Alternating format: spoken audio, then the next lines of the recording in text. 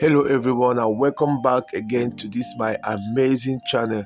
So today I'll be showing you all how to make apple banana cake, the best and sweetest apple banana cake ever. So you're going to relax, just chill and enjoy this video to the end, and believe me, you're going to love the outcome of this cake. Don't go anywhere, just sit there and enjoy this video. So if you are just meeting me for the first time, please don't forget to like, subscribe, share, and also follow me on all my other social media handles. So to make this cake, you need to start by measuring out your butter. So you need to measure out 250 grams of butter into your mixing bowl. Like most of my recipes, I usually use my hand whisk. So if you have an electric mixer or a stand mixer, you can make use of that. But for this video, I use my hand whisk. So you go ahead and use your hand whisk to whisk this butter thoroughly for some time before adding in the sugar. So for the sugar, you may choose to use granulated sugar or caster sugar. So whichever one you have, just make sure you add it gradually till everything is thoroughly combined. Like the margarine or the butter with the sugar will be completely combined.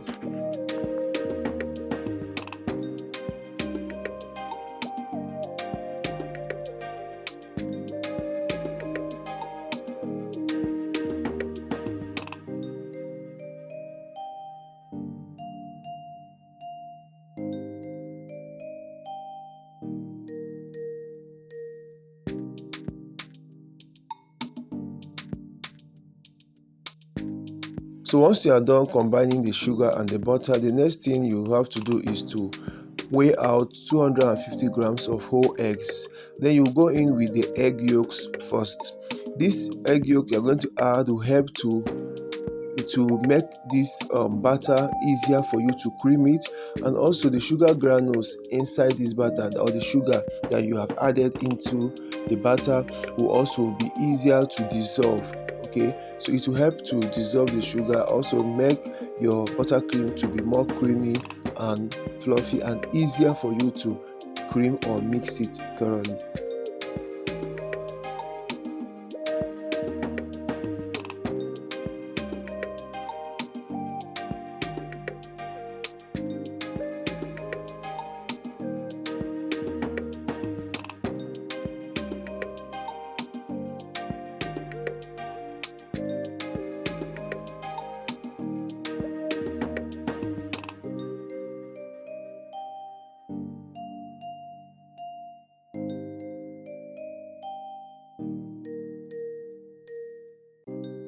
So after combining the egg yolks, you go in with 1 teaspoon of white vinegar and 1 teaspoon of the combo flavor.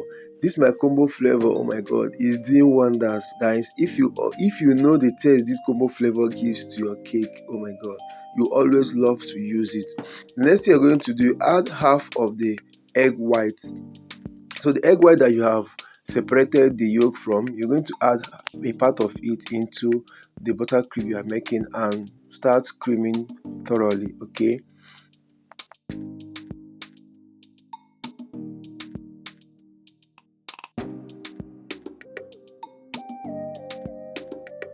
next thing, you add 1/8 teaspoon of salt. Although the salt is optional, but the salt helps to balance the taste of the sugar and also helps to give an extra flavor to your cake. Salt also acts as preservative in cakes as well. So once you are done adding the salt, you will go in with your flour. I measured out 250 grams of all-purpose flour and then use your net sieve to sift the flour into the buttercream. And you can sieve this like twice or like in 2 batches or 3 batches depending on your choice, and make sure that everything is nicely mixed and thoroughly combined.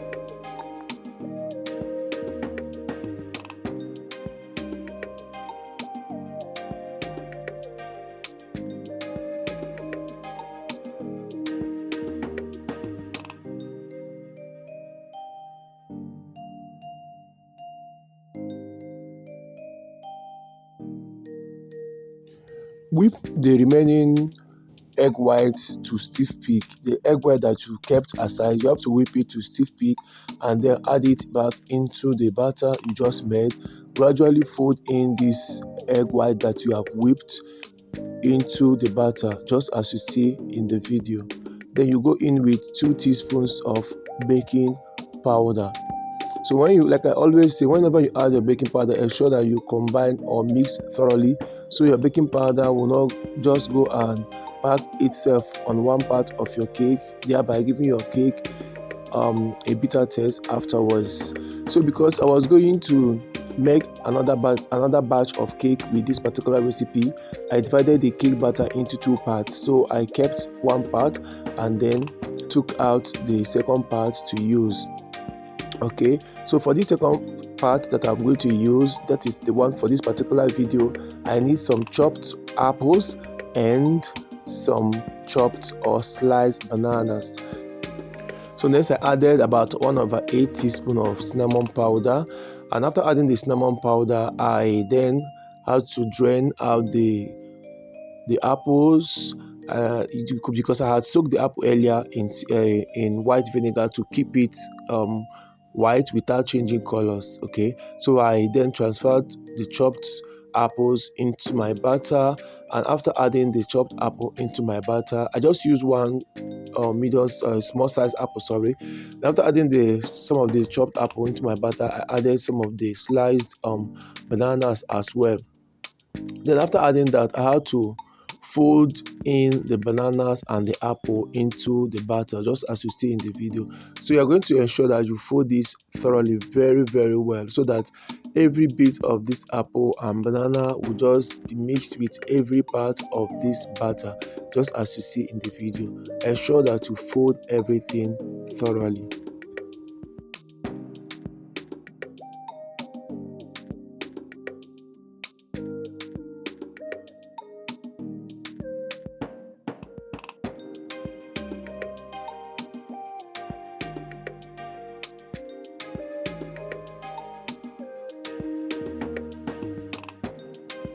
So once I was done, I transferred this into my 6 inches frying pan that I have greased and lined the bottom with baking paper. So after transferring, I had to tap the base of this pan on the work surface so that it will level out and also to ease out air from the batter. And guys, I had to pop this into my preheated oven. Make sure that you have heated your oven for at least 10 minutes at 180 degrees. Okay, so before I pop this into my oven, I had to just place some of the sliced carrot and banana sliced carrot and sliced banana on top of the cake, because I'm making apple banana cake.